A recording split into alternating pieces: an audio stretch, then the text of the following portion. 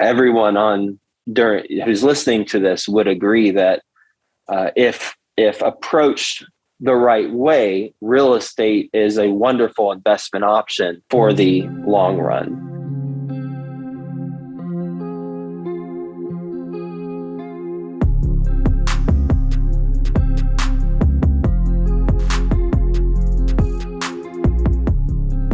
Welcome to The Conscious Investor. Let's get started.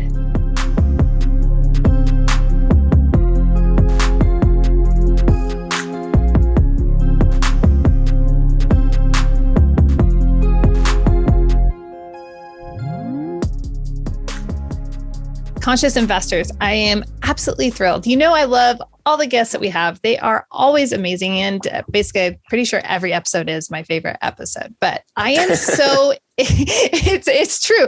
I mean, like, I'm just such a cheerleader and fan of my guests because I have the most extraordinary guests. But today I am joined by someone super extraordinary and super special who has actually impacted and influenced my investment journey in a really powerful way. And before I hand the floor over and introduce you, I do want to say, if you're watching on YouTube, I'm holding up a book and it has a font that you'll recognize and a name you'll recognize, right? The Best Ever Apartment Syndication Book. And if you're noticing on YouTube, so listeners, I'm just going to describe this like I've got tabs in this book and it's a little wrinkled. And if you listen to Ryan Holiday in his recent conversation with Meg, they talk about that's like the highest compliment to any author is that the book is actually kind of loved. So Here is a person that has influenced my trajectory, my journey. And Joe Fairless, I'd love to just welcome you to The Conscious Investor. Well, thank you, Julie. I'm so glad to hear that you put your book through the ringer and that you're putting it to use. And I'm grateful to be on the show and looking forward to our conversation.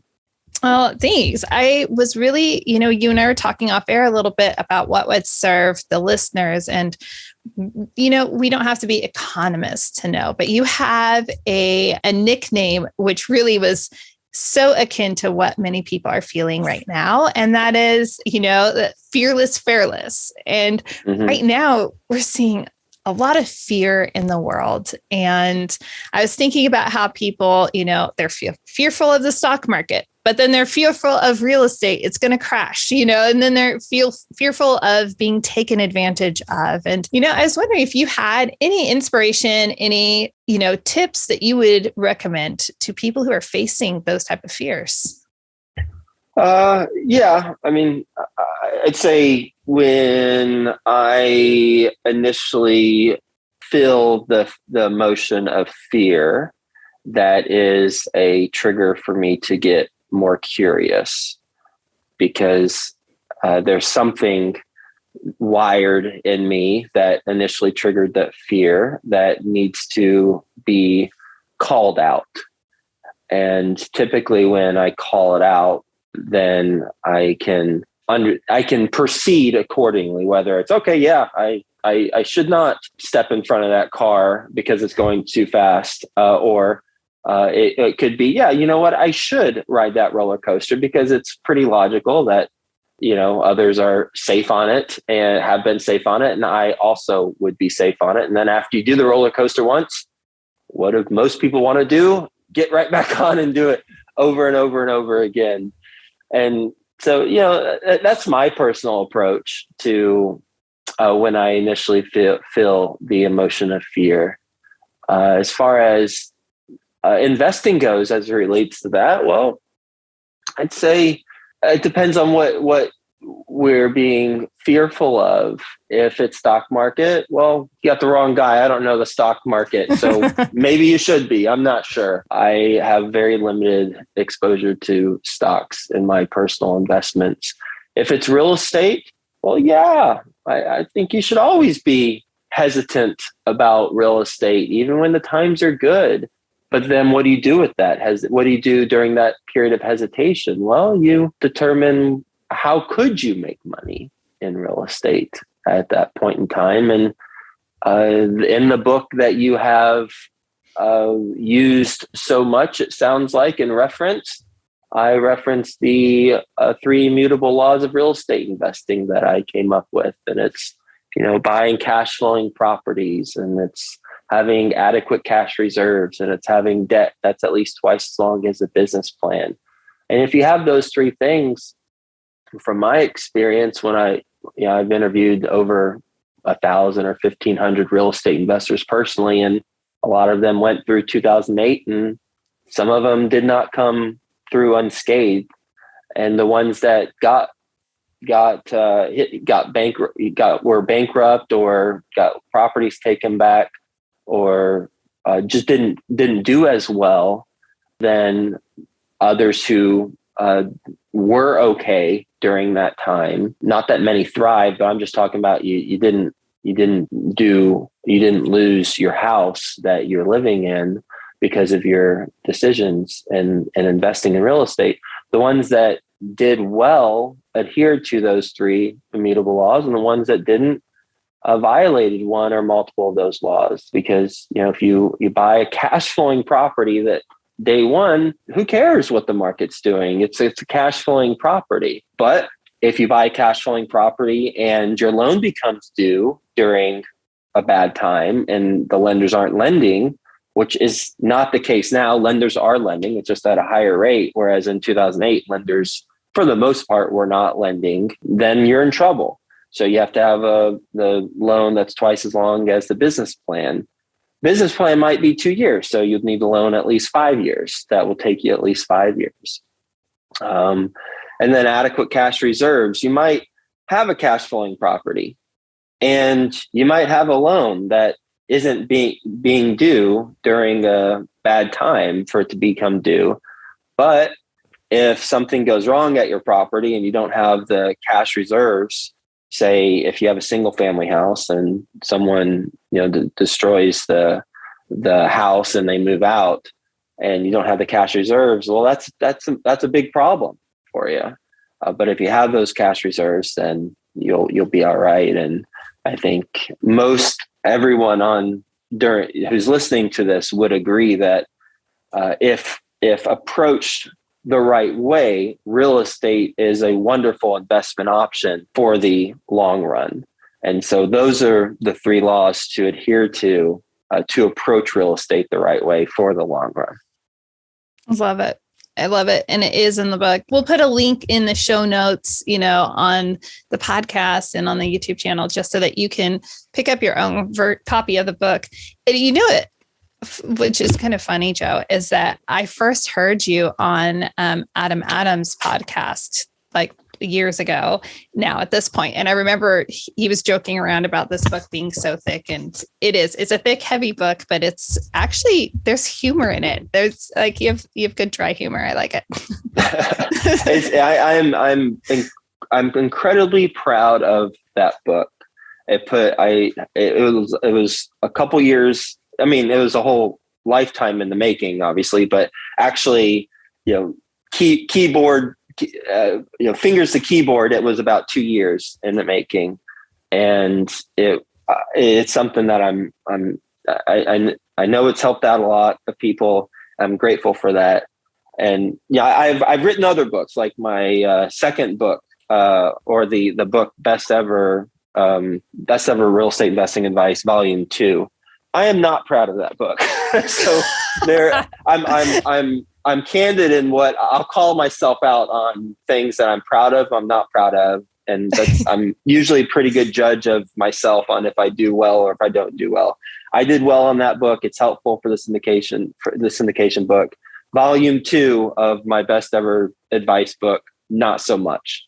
Well, why do you feel that way? And I did notice that Volume 1 and Volume 2, it's almost like you wrote Best Ever Apartment Syndication, and are like, this is such a big book. Maybe my next one, I'm just going to split it into 2 parts. That was in my head what I was thinking. Well, actually, the syndication book is the most recent. It came after those Volume 1 and Volume 2. So Volume 1, Volume 2 is just you can tell I haven't read 1 and 2. So yes. Yeah. Okay, this makes so much more sense. Yeah.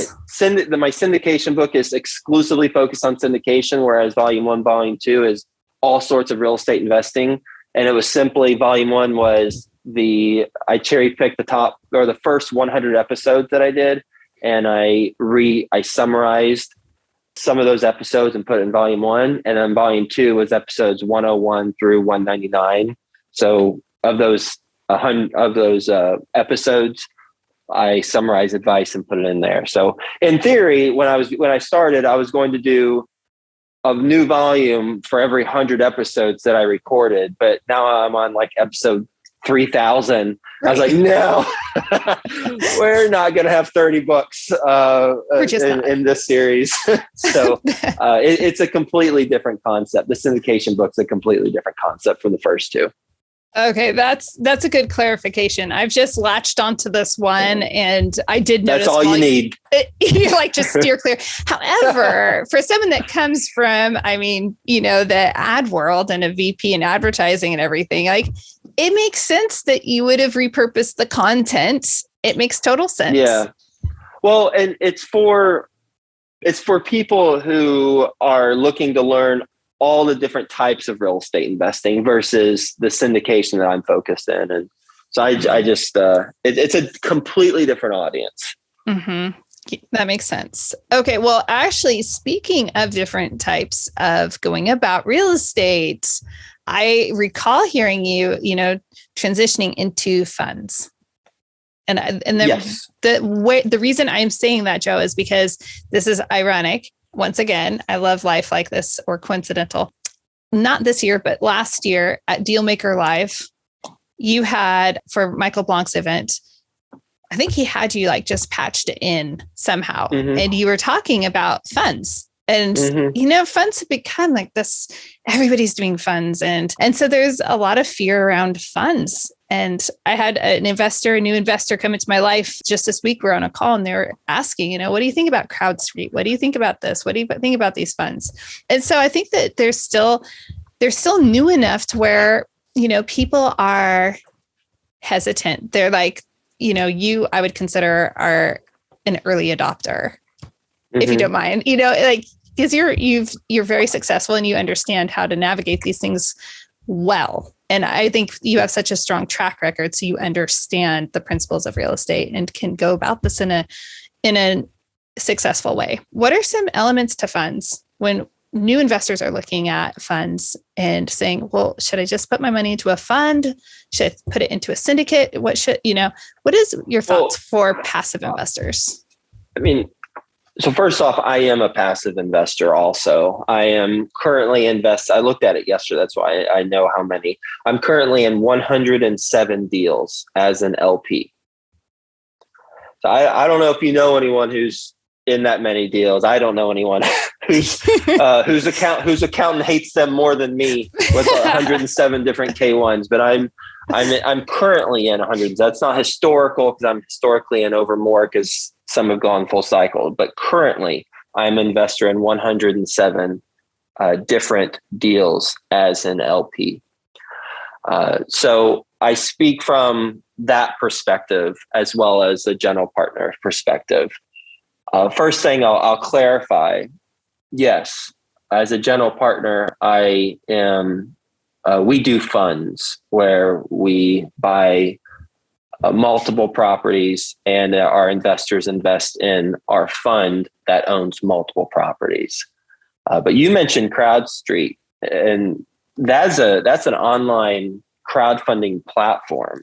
Yeah, it's not the same thing, but my investor that was new into my world, kind of in his passive investing mind, is like lumping them all together. So that's why, and I know but that's why I wanted to clarify for that investor if he or she is listening, and for anyone else who might need clarification or want clarification.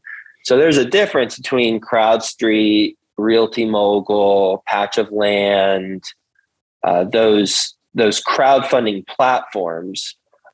Those platforms you can go to and you can invest in different types of offerings, and they work with the operators, and the operators who offer them on their websites benefit by getting investor dollars invested, and the platform benefits by having having the access to those deals. So that's different from what I do, which is I am the operator, or my company is the operator, my company and I. And so, yeah, we offer the fund model now. And tell you, from a GP and from an LP standpoint, I love it. I love investing in funds versus single deals. And the reason why, from a LP standpoint, from a passive investor standpoint, why I love investing in funds is it diversifies my money. Instead of investing in one deal and my returns tied to one deal, it's tied to multiple deals. So it gives me diversification, sometimes not only diversification in number of deals, but also in different markets, typically in at least different submarkets, even if they're in the same city, different submarkets.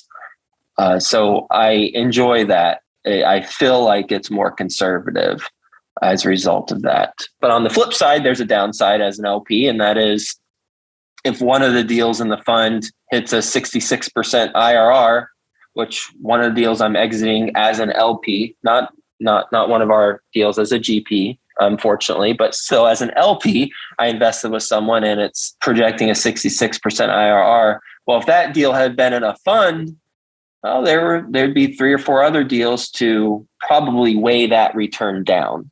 And so with a fund, you're less likely to hit a grand slam as an investor, but I'm all right with that. I'd rather have good returns that are more diversified. And so that's why I like it as an LP. As a GP, it's so much easier to do a fund compared to a single deal, because as you know, Julie, when you do a single deal, you have X amount of equity that needs to be raised, and you really can't go much over or much under what that target amount is. And with a fund, you have that same challenge. However, you only have it at the end of the year when you're closing out the fund. And so during the year, as you close 3, 4, 5, 6, 7, 8 deals to put in that fund, you're not concerned about landing on the exact dollar amount. Well, you need enough to close, but you don't need to have that exact dollar amount. And it's just an administrative headache for single deals to land on that exact dollar amount, because I liken it to trying to land a helicopter on a windy day on top of a mountain, because you've got 90% of your investors who do what they say they're going to do. They fund by X date and you're good. But the 10% will not do that. And that's just life, right? That's just how people are. And so you'll be in a spot where you've got investors who said they're going to fund, but they haven't funded. And then you got other investors who want to invest, but they're not investing yet because you haven't kicked out the first investors. And then it's just trying to track down the first investors and giving deadlines and following up. It's just a logistical challenge. And so and you either choose to do that. If you buy 7 deals a year, you do that 7 times a year. Or if you do a fund, you do it 1 time a year. A lot easier. So in your opinion, because a lot of people that are newer to, commercial real estate investing and real estate investing in general, it's been easy. It's been so easy to be successful over the last several years. And so, it attracts a lot of people. And I hear a lot of people, this is my personal hesitation that I see is so many people that lack a certain level of experience going into the fund model. And that's my own hang up. One of my own hang ups. So anyhow, what would you say passive investors who, they're newer at passive investors, or just getting started, when they're evaluating funds, what would you say, just double check this? I will, of course, but double check that if it's not a fund. Right. Double check. I mean, it doesn't matter if it's a fund or if it's a single deal. I mean, all the fund is, it's multiple properties. Yeah. So, if they're not experienced, then they shouldn't be raising money in the first place. And shame on us if we invest with them, because that's on us. That's not on them. I mean, it's capitalism, supply and demand. If they're raising money and there's demand for it and they're able to hit the money raise, then they were successful in raising it and they had enough interest. Whether or not that interest was warranted is another story. So it's just, it doesn't matter if it's a fund or if it's a single deal. Either way, we've got to do our due diligence on the sponsor. And that is the number one. I mentioned I'm in 107 current deals as an LP. That is the number one thing that is important to me, is the operator. If I trust them, if I know them, that is the lead domino for me. If I invest with them, I invested with you after I met you at my conference in this past year.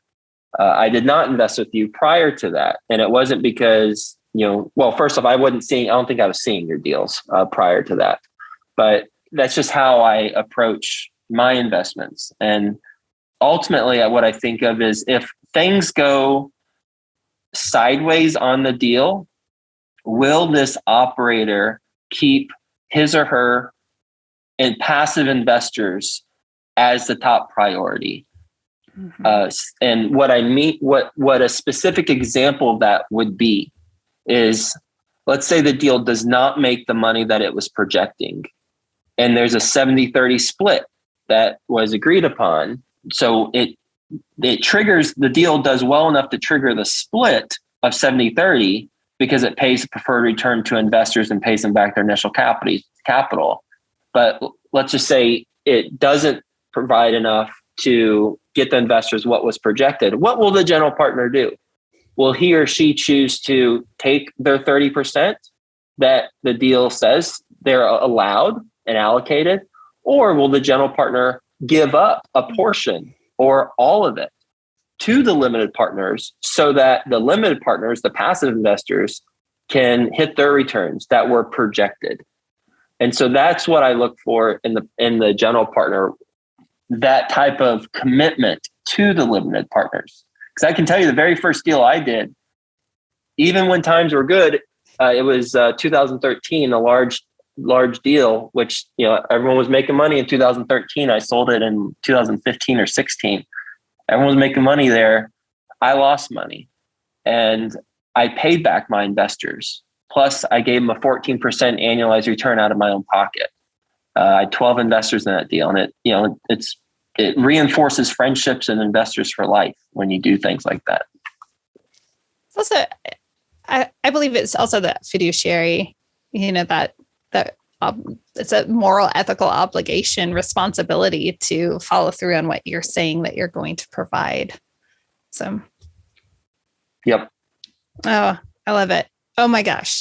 We are coming up on our time, and I want to honor your time. And I appreciate everything, just all the insights that you've been so generous to share, and just the contribution of your time. I know, you are a very busy person and very successful, and that busy is the wrong word. You're very productive. I'm trying to get busy out of my vocabulary. But I also want to make sure everyone knows, and maybe I'll record a little bit more about this, but just make sure that you attend the next best ever event. It is going to be in Salt Lake City, and the hotel is brand spanking new. But most importantly, the people. I've gone to so many different events, and this event, the entire 3 days, I was like, this really is the best ever. Like, this is the best event I've ever been to.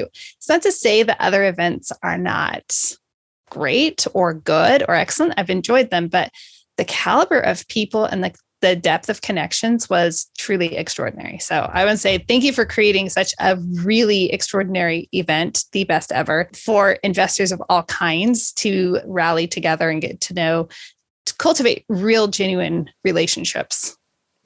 Well, it's because of people like you who attend. I mean, that's why. It is the quality of people who are there. So thank you for being a part of it. And besteverconference.com is the website if you want to go look at it and check out and register and see the dates and everything. We'll have all of that in the show notes. Joe, any final parting words or any ways that you would like people to reach out to you, or what Ashcroft Capital is offering? Nope. All good. You can, yes. One other thing I should say, on our website, ashcroftcapital.com, we're going to have a testimonial page where you'll be able to hear investor stories investing with us. And we'll have over 100 investor testimonials on that page, combined video and written. And that's going to be up shortly. So by the time this airs, I'm sure that'll be up if you go to ashcroftcapital.com if you want to listen to or read about other people who have invested with us. That is awesome. Joe, thank you again for your time. And to all you conscious investors, you are amazing. And remember, adventure belongs on the trail, not in your investing. So invest wisely. Until next time, live big, love bigger. What's the big deal about investing in apartments? Why is it better than investing in a slew of single-family homes? I've compiled a lot of information on why investing in a multifamily, also known as apartments, will help you reach your investment goals. Head over to 3keysinvestments.com and download the Why Invest in Multifamily guide today.